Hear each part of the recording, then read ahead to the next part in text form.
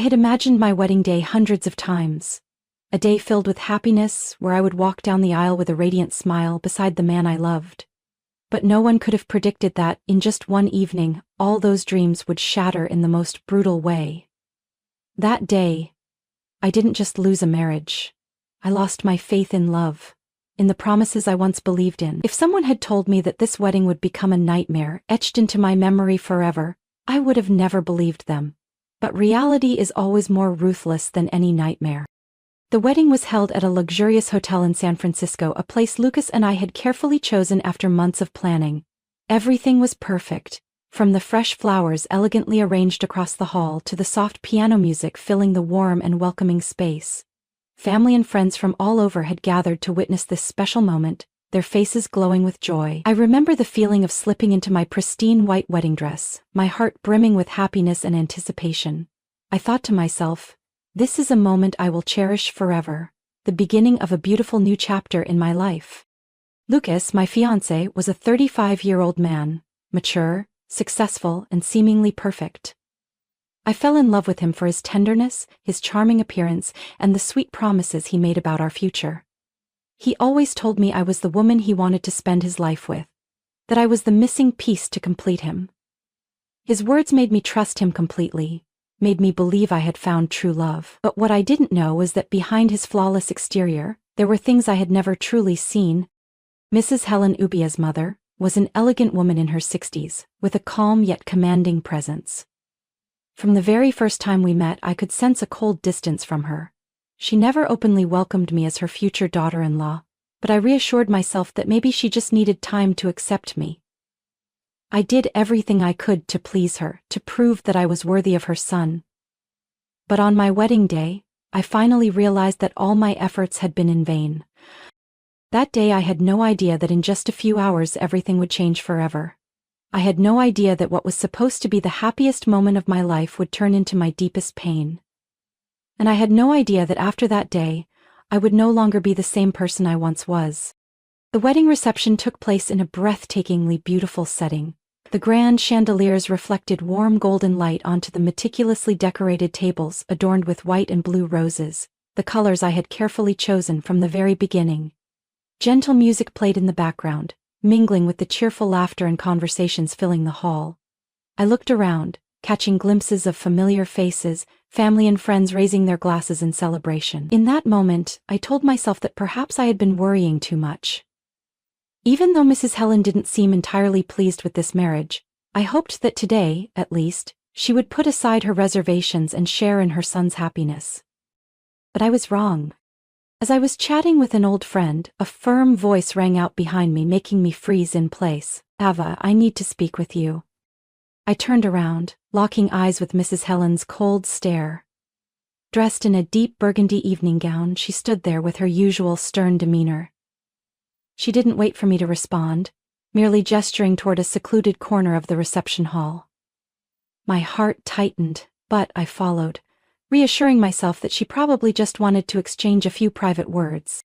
But the moment we reached the corner, her voice dropped, thick with anger. "Do you think you can humiliate me on my son's wedding day?" I was stunned. I don't understand what you mean, ma'am." She curled her lips into a smirk, her eyes glinting with disdain. "You know exactly what you did. You have shown me no respect. Throughout the entire ceremony, you never once checked on me, never once acknowledged that I am a part of this family." My mouth fell open. The accusation was so absurd that I had no idea how to respond. "It was never my intention. I've done everything I could to make you happy. I truly—" "Spare me the act, Ava," she snapped, her voice sharp as ice. "You are a disgrace to this family." I took a step back, my heart pounding against my chest. Why was she doing this? On my wedding day, of all days? I glanced around the room, hoping to spot Lucas, praying that he would come over and help me clear up whatever misunderstanding this was. And then, as if my prayers had been answered, Lucas appeared. He stepped closer, his gaze shifting between his mother and me. "What's going on here?" Mrs. Helen let out a deep sigh, the kind that dripped with disappointment, as if she were the real victim in all of this.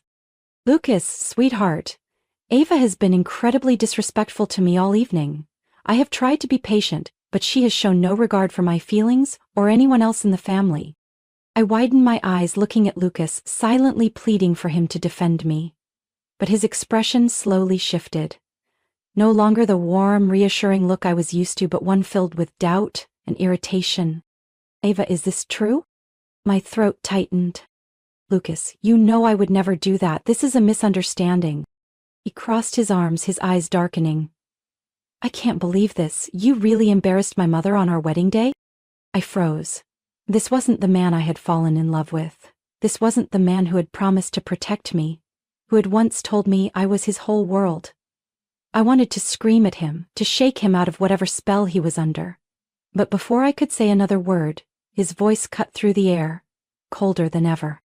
Ava, you humiliated my mother in front of everyone. Do you think I can just accept that? Everything happened too fast. I barely registered the rush of air before a sharp sound echoed through the room. Silence fell instantly. I stood there, stunned. My cheek burned, but the pain was nothing compared to the numbness spreading through my chest. Lucas had just slapped me. Right in front of everyone. No one spoke, no one moved. I could feel their eyes on me. Pity, shocked, horrified, but no one stepped in. There was only silence, suffocating me in my deepest humiliation. I turned to Lucas, searching his face for something, remorse, sympathy, anything.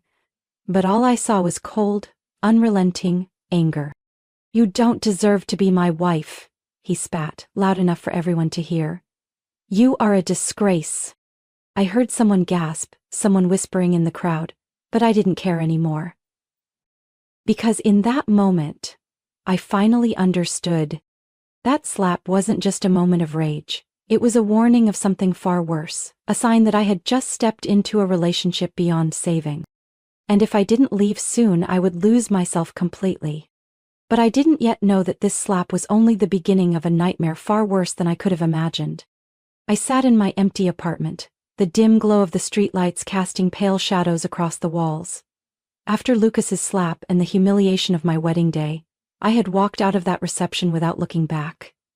I left behind the extravagant wedding gown, the whispers of the guests, and the man I had once believed would protect me. In the days that followed, I felt like I was drifting in a fog. I didn't eat, didn't sleep. I just lay there, replaying the moment over and over in my head. Lucas, the man I had loved, had humiliated me in front of hundreds of people, with the silent approval of his mother. But as the pain began to dull, I came to a realization. If I didn't stand up for myself, I would remain a victim in this story, and that was something I refused to accept. I needed proof. I needed to expose the true nature of Lucas and his mother, not just to reclaim my dignity, but to ensure they could no longer manipulate and hurt others. But I couldn't do it alone. I turned to Robert Hayes, a well-known private investigator specializing in financial fraud and domestic abuse cases. Our first meeting took place in a small cafe, where I sat with a cup of cold tea, my fingers gripping the mug as if it were the only thing holding me together. Robert Hayes, a man in his early 40s with graying hair and sharp, perceptive eyes, listened to my story without interruption. When I finished, he slowly set his notebook down on the table and looked at me.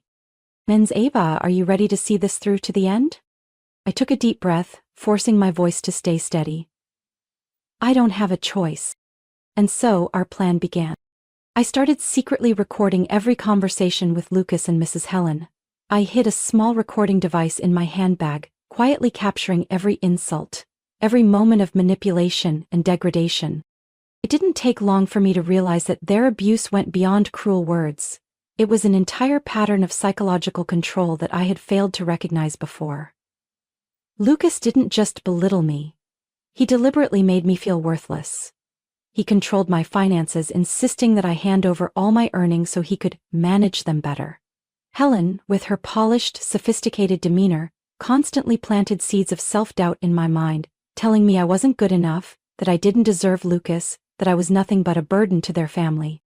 But what sent a true chill down my spine was Robert Hayes's discovery. One morning I received a call from him. "We have a much bigger problem, Ava." Robert's voice was low, serious. "I've been looking into Lucas and his mother's finances, and I think they're doing something illegal." I froze. "What do you mean?" "They've been moving large sums of money between different accounts, Some of that money is coming from Lucas's clients. My heart pounded. Lucas was a financial advisor, and if he was using client funds for personal gain or engaging in fraudulent activities, he could be facing criminal charges. Robert continued. I've found suspicious transactions. It looks like they're laundering money or committing some kind of financial fraud. I need more time to confirm everything, but if my suspicions are correct, then Lucas and his mother aren't just emotional abusers. They're criminals. I sat there, feeling as if the world was spinning around me. I had thought Lucas was just a controlling man, a manipulative narcissist. But now I realized he was far more dangerous than I had ever imagined. They weren't just hurting me, they were manipulating and exploiting countless others. And I knew I had to bring this to light. I gripped my phone tightly. Robert, we keep going. I need to know everything. Because this was no longer just about me and Lucas. This was the truth that needed to be exposed, and I wasn't going to stop until everything was brought to justice. I sat in my small apartment, the glow of my desk lamp illuminating stacks of documents and recording devices scattered across the table. The evidence Robert and I had gathered was starting to form a complete picture. A picture of manipulation, abuse, and financial fraud that Lucas and his mother had hidden for years. But collecting proof was only the first step. I needed a plan. A perfect plan to expose them for who they truly were. I couldn't do this alone. I picked up the phone and called Anna, my best friend since college. Anna was sharp, intelligent, and above all fiercely loyal. When I told her everything, she sat in stunned silence for a few seconds before clenching her jaw in anger. Ava, you can't let them get away with this. I know. I looked at her, my gaze unwavering. And I won't let that happen. We spent the entire night organizing all the evidence. Recordings of Lucas and his mother's emotional abuse, their condescending, controlling, and degrading conversations. The financial documents from Robert, proving the suspicious transactions and large sums of money being moved between anonymous accounts. After hours of going through everything, Anna set her pen down on the table, leaned back in her chair, and looked at me. Oh, what's your plan? I took a deep breath, my eyes scanning the pile of documents in front of me. I'm going to throw an event. A big party. Anna raised an eyebrow. A party? Ava, you're not planning some cheap revenge stunt, are you? I shook my head. No. This isn't revenge. This is justice. I continued explaining. I'm going to host a lavish event and invite everyone who knows Lucas, his family, friends, colleagues, and most importantly, the media. I want all of them to witness the truth about him and his mother. Anna remained silent for a moment before a small smile crossed her lips. I like this plan. 3 weeks later, everything was perfectly arranged. The party was set to take place at an upscale restaurant in the heart of the city. I sent out invitations to everyone in Lucas's circle. His friends, business associates, even his family. I also reached out to several journalists from major financial publications to ensure this event would not be easily buried.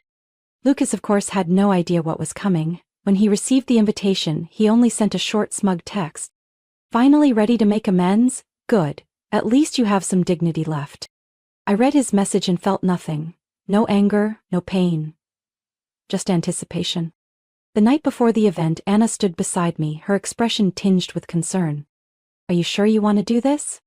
I looked at her, feeling an unfamiliar sense of calm settle within me. I've never been more sure of anything in my life. Tomorrow, everything would be exposed. The party unfolded exactly as planned. The upscale restaurant in the heart of the city shimmered under the warm glow of chandeliers, with pristine white tablecloths draped over neatly arranged tables. Guests filled the venue, family, friends, and business associates of Lucas, all gathered in anticipation. The media was also present, with journalists from major financial publications mingling among the crowd, taking notes and engaging in quiet conversations with the attendees. I wore an elegant black evening gown, my hair swept into a sleek bun, and stepped into the center of the room with unwavering confidence. Tonight I was no longer the humiliated woman from my wedding day. Tonight, I was the one who held the truth.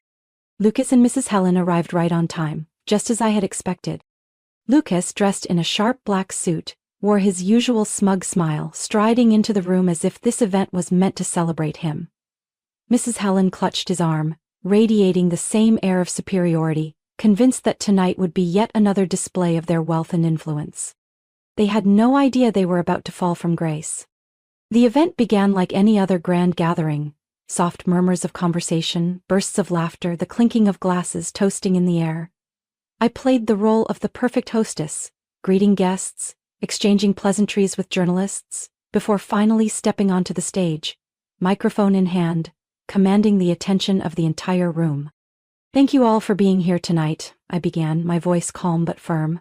"This event is not just a celebration, it is a reminder of the truth." A ripple of whispers spread through the crowd. I caught Lucas furrowing his brows, glancing at his mother. Mrs. Helen remained poised, but I noticed her fingers tightening around the stem of her wineglass. I continued. "I once believed in a beautiful love. I once believed Lucas was the perfect man, and that his family was a model of respectability. But tonight, I will show you who they truly are." With the press of a button on the remote in my hand, I turned my gaze to the large screen behind me. The lights dimmed, and the video began to play. The first thing to echo through the room was a voice recording. Lucas's voice rang out, cold and full of disdain. "Love? Do you even know what love is? You're lucky to be here. You should be grateful that I've tolerated you for this long." Another recording followed. "Mom was right. You don't deserve to be my wife." Then came Mrs. Helen's voice. "A woman like her is no loss. You can find someone else, someone who knows how to listen."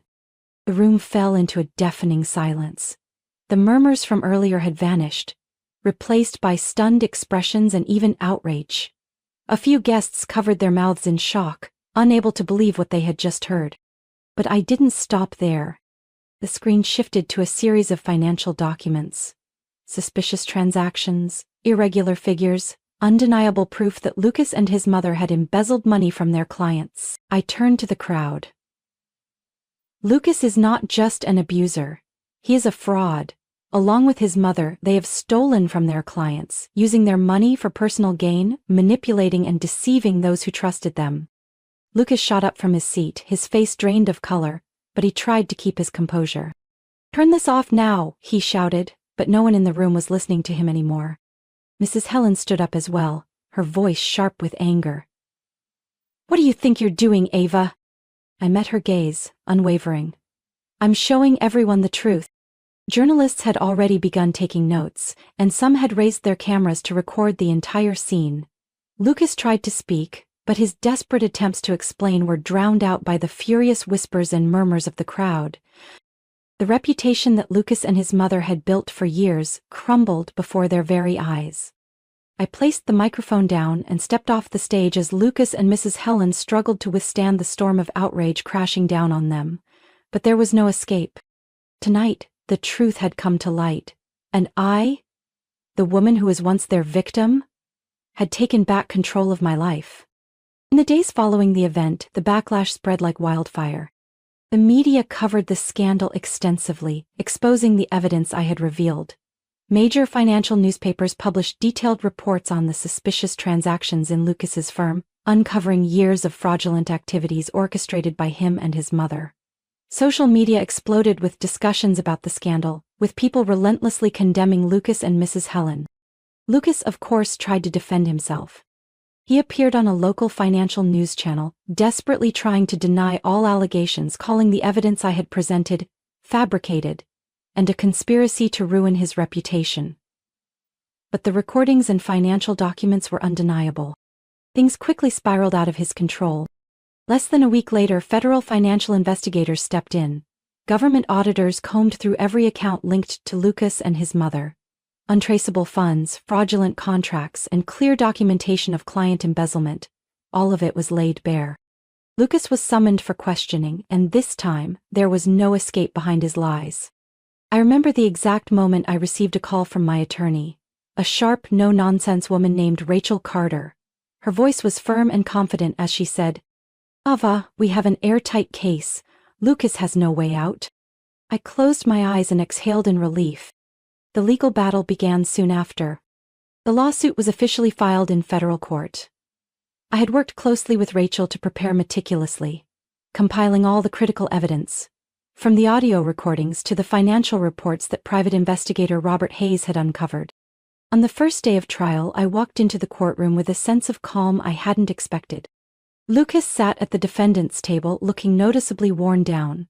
He wore a dark suit, trying to maintain an air of confidence, but I noticed how tightly his hands were clenched, his knuckles white. Mrs. Helen sat beside him, her piercing eyes filled with seething hatred as she glared at me. But this time, I wasn't afraid of them anymore. The prosecution laid out a damning case. Reports from financial investigators, testimony from defrauded clients, and most importantly, the recordings of Lucas and his mother discussing their illegal financial transfers. Piece by piece, the case built itself, exposing the full extent of their crimes.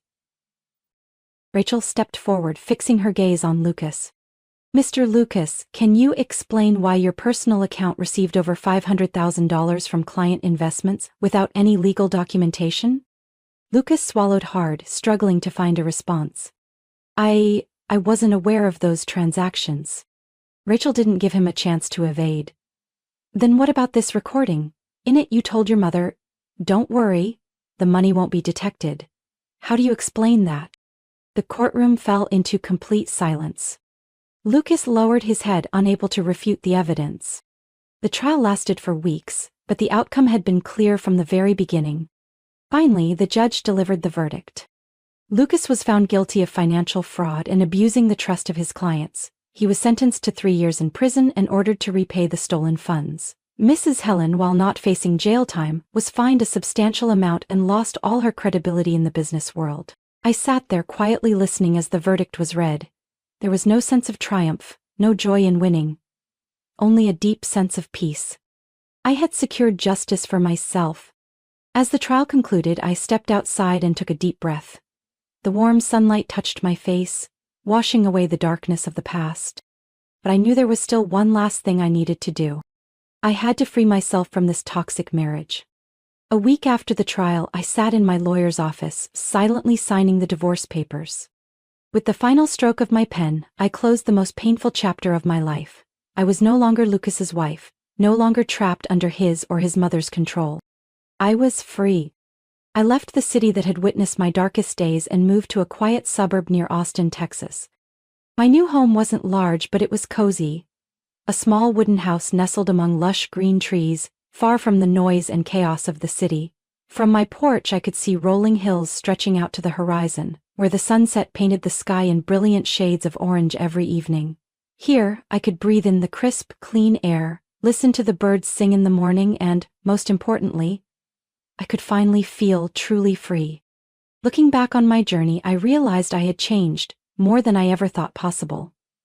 I was no longer the fragile girl who was easily manipulated by Lucas and his mother's toxic words.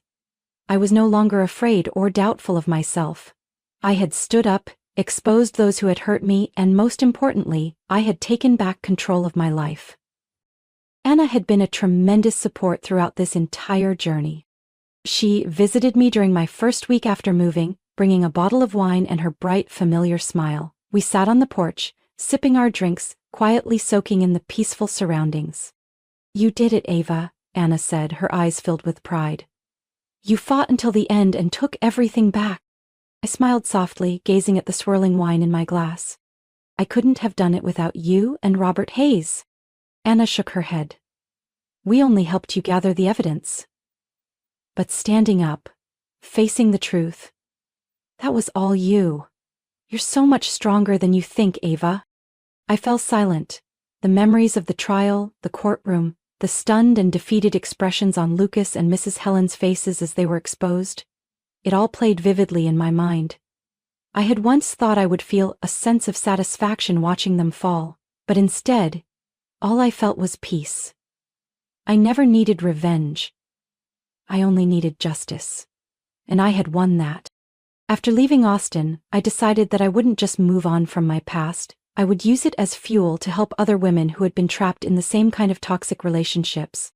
I reached out to a nonprofit organization that supports victims of domestic abuse and psychological manipulation. I started attending counseling sessions, sharing my story with women struggling to break free from their own toxic situations. I saw myself in them, the sadness in their eyes, the weight of fear and self-doubt on their shoulders. And I told them, if I could do it, so can you. Robert Hayes also contacted me after the trial had ended. What's next for you, Ava? He asked over the phone. I took a deep breath, looking out at the endless blue sky beyond my window. Living a life that truly belongs to me. Because after everything, I hadn't just survived the pain. I had turned it into my strength to fight back. My story wasn't just about seeking justice for myself. It was proof that even in the darkest times, we have the power to rise and reclaim our lives. I was once a victim, but now I am myself, strong, independent, and free. Ava's story is not just a journey of overcoming pain, but a testament to the power of resilience and courage. In life, many people find themselves trapped in toxic relationships, controlled and hurt, yet too afraid to speak out. But Ava chose to fight, not only to reclaim justice for herself, but to expose the truth and protect others who might become the next victims. She refused to let her past define her, and instead turned it into the driving force to build a new life, one of freedom and strength, like never before. Ava's story is an emotional journey of betrayal, justice, and rebirth. What do you think about her decision? If you were in her shoes, what would you do? Share your thoughts in the comments and don't forget to follow the channel for more compelling stories about life and family.